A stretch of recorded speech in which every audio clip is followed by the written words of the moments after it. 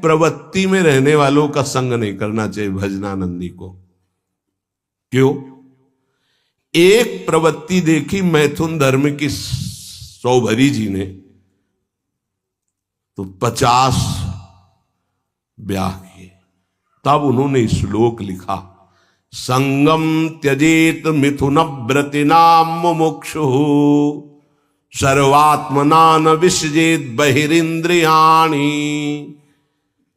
अय मुमुक्षु, संसार से मुक्त होने वाले साधक, ये जो मैथुन प्रवृत्ति में युक्त जन है, इनका संग भूल के भी मत करना। उनमें परमाणु है ऐसे,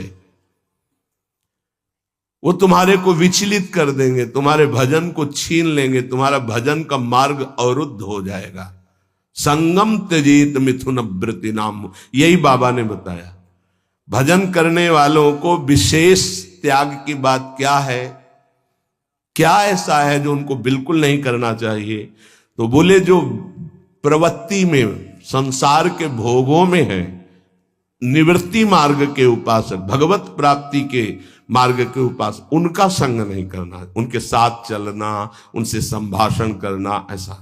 अगर भगवत चर्चा जनित प्रश्न है, आप उत्तर देने की क्षमता रखते हैं, इसके बाद राग नहीं करेंगे। क्षमता का मतलब समझते हो? जैसे हम आपसे संभाषण किया, अब आपकी याद नहीं आनी चाहिए संभाषण हटने के बाद।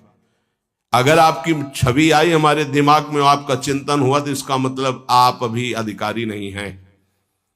लाखों से संभाषण हो, लेकिन सब में राधा वल्लभ लाल की ही स्मृति रहे, राधा वल्लभ लाल एकांतिक में ध्यान में रहने चाहिए, एक भी छवि बाहरी नहीं आनी चाहिए, तब वो अधिकार प्राप्त होता है समाज सेवा का, उपासक को। अधिकाधिक भजन में प्रवृत्ति करने वाले को ऐसे संग का त्याग करना चाहिए। बहुत जोरदार का संग होता है प्रपंच का। जैसे संत संग की महिमा है, ऐसे प्रवृत्ति मार्ग के संग की भी महिमा है। सीधे प्रवृत्ति में उतार देते, सीधे प्रवृत्ति में। बहुत सावधान, बहुत सावधान। ये महापुरुष जन ऐसे नहीं बोल रहे, बहुत सावधान। प्रवृत्ति मार्ग के जनों का संग करना सबसे ज्यादा त्याज्य विषय भजन करने वालों को है, ये ध्यान रखें। बहुत तरह से फंसाव हो जाते, बहुत तरह से जलना पड़ता है, जलना पड़ता है, महसूस होता है कि हमने गलत किया, जो हमने स्वीकार किया वो गलत किया, महसूस होता है। पर एक बार स्वीकृति हो गई तो कुछ भी हो, इनका बेड़ा पार होना चाहिए। जिद्दी स्वभाव संतों का होता है, पर महसूस होता है। जब तक वैराग्य की प्रबल भूख न जागृत हो जाए और जब तक भगवत प्राप्ति का दृढ़ लक्ष्य न हो जाए, तब तक संग नहीं करना चाहिए। नहीं, रंग जो है वही चढ़ेगा जैसा हम करते हैं। महाराज सकाम भक्ति सुनते हैं और निष्काम भक्ति सुनते हैं, तो इसका क्या मतलब है? सकाम भक्ति और निष्काम भक्ति का अंतर क्या है? जो केवल प्रभु को चाहता है उसे निष्काम भक्त कहते हैं, और जो प्रभु से चाहता है उसे सकाम भक्त कहते हैं। सीधी भाषा में बाबा ने, जो केवल प्रभु को चाहता है वो निष्काम भक्त है, जो प्रभु से चाहता है वो सकाम भक्त है, जो केवल गुरुदेव को चाहता है वो निष्काम भक्त है, जो गुरुदेव से चाहता है अपनी अनुकूलता, अपने लिए, वो सकामता और निष्कामता में है। ये प्रभु से संबंध सिर्फ प्रभु चाहिए, प्रभु का वैभव, प्रभु से कुछ नहीं, सिर्फ प्रभु से प्रभु चाहिए, आप चाहिए, आप। गुरुदेव से सिर्फ गुरुदेव चाहिए। आप अपने स्वरूप में स्थित हैं, आप अपने स्वरूप का बोध करा दीजिए। जो हम आपकी शरण में हुए हैं, हम आप में तदात्म हो जाएं, बस आपसे और कुछ नहीं चाहिए। केवल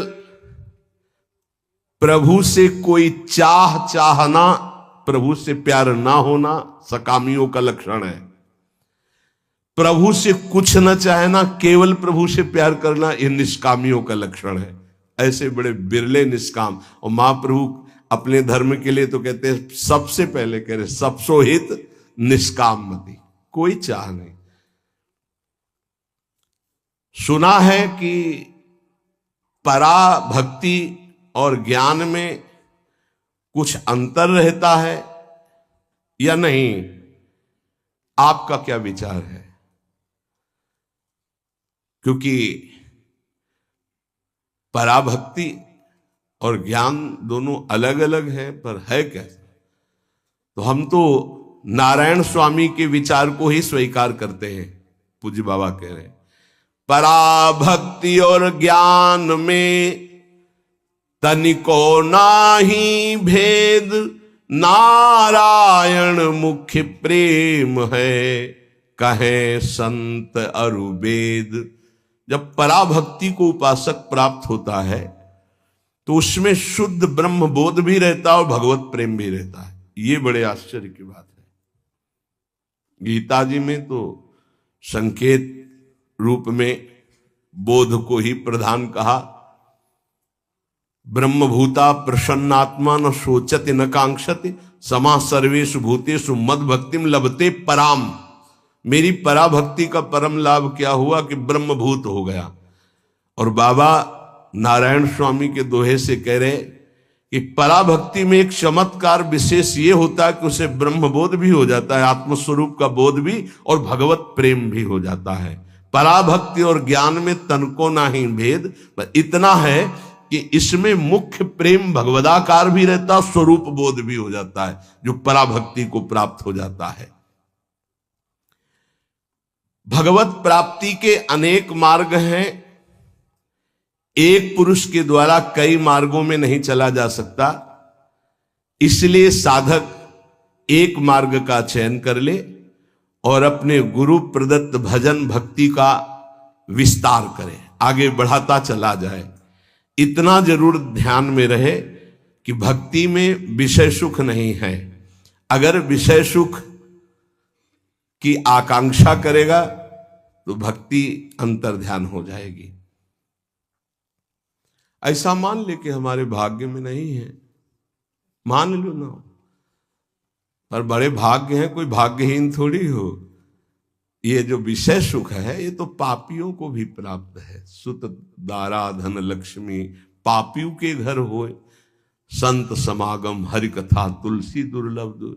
तो तुम्हारा दुर्भाग्य नहीं है, तुम उससे हंसने के लिए तैयार हो रहे हो, उसके साथ खेलने के लिए तैयार हो रहे हो, जो बड़े बड़े मुनियों के भी ध्यान में नहीं आते। तुम्हारे भाग्य से नहीं है।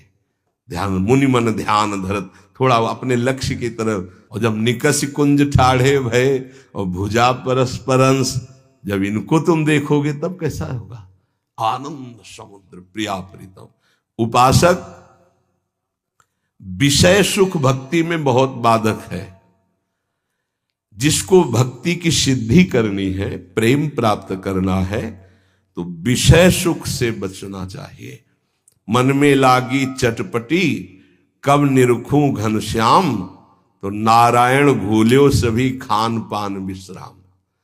ये दोहा एक संत भगवान थे, गंगा के किनारे मिले थे, ये बार बार कहते थे, जो बड़ी मस्ती में गाते थे। मन में लागी चटपटी कब निरखूं घनश्याम, नारायण भूल्यो सभी खान पान विश्राम। विषय सुख भक्ति में नहीं। ब्रह्मादिक के भोग सब विषम लागता ही, नारायण ब्रज चंद की लगन लगी है जाही। जब विषय सुख का सेवन साधक करने लगता है तो प्रभु का चिंतन छूटने लगता है, प्रभु में सुख नहीं लगता है। ये सबसे बड़ी कमी की बात। अगर आपको भजन करते प्रभु में सुख नहीं लग रहा तो आप कहीं विषय सुख ले रहे हैं। ध्यान दीजिए, जब प्रभु के चिंतन करते करते आपके आंसू निकलने लगे, रोमांच होने लगे, अब सुख आया है। इसलिए कुछ समय तक ये झूठे विषय सुख से बचो। कुछ अच्छा नहीं लगता। सच्ची भगवान वो सब संयोग प्रदान करते हैं, खान पान विश्राम सब, कुछ अच्छा नहीं लगता। जो मन प्रभु के चरणारविंद का आशिक हो जाता, कुछ अच्छा नहीं, कोई उसे अच्छा ही नहीं लगता। सच्ची मानिए, कुछ अच्छा नहीं लगता। सब कुछ है पर कुछ अच्छा नहीं लगता।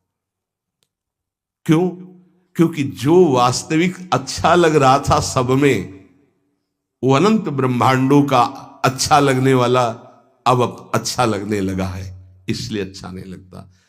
अगर किसी का शरीर अच्छा लग रहा है तो कृष्ण है इसलिए अच्छा लग रहा है, वो अंतर ध्यान हो जाए तो कहां अच्छा लगेगा। किसी वस्तु में आकर्षण है तो कृष्ण का है, और अब सीधे कृष्ण का आकर्षण हो गया तो अब कैसे अच्छा लगेगा। इसलिए विषय सुख का त्याग करते हुए, विषयी पुरुषों के संग का त्याग करते हुए, हृदय से निरंतर इष्ट चिंतन और शरीर से अपने कर्तव्य कर्म रूपी सेवा, इसी से भगवत प्राप्ति, इसी से प्रेम प्राप्ति, इसी से तत्व बोध हो जाता है।